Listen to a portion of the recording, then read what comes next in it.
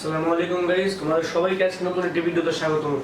আজকে আমরা মেডিকেলের জন্য গুরুত্বপূর্ণ একটি ক্লাস করব। তো এই ক্লাসটি পিএইচ সম্বন্ধে, মানে আজকে তোমাদেরকে বায়োলজি ফার্স্ট পেপার এবং সেকেন্ড পেপারের গুরুত্বপূর্ণ কয়েকটি পিএইচ মান সম্বন্ধে তোমাদের সাথে আলোচনা করব এবং তোমাদেরকে দেখাবো।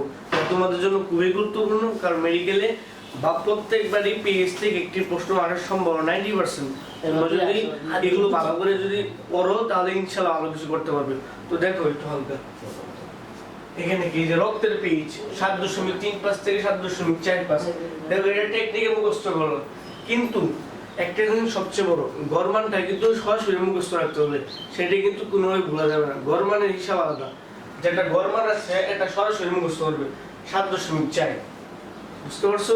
তারপরে দেখো রক্তের প্লাজমা 7.4, একবার পুরোপুরি মুখস্থ করে বলবে, কারণ এগুলো কিন্তু বিগত বছর বোর্ডে আসছে, সামনে ইনশাআল্লাহ আসবে।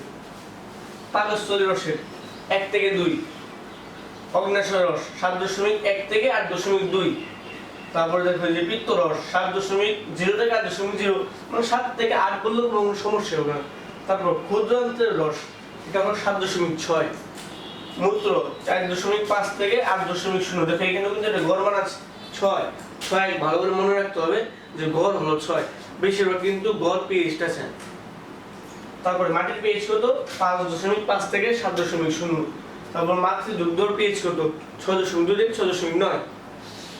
তারপর শুক্রাণু পিএইচ 7.2 থেকে 8।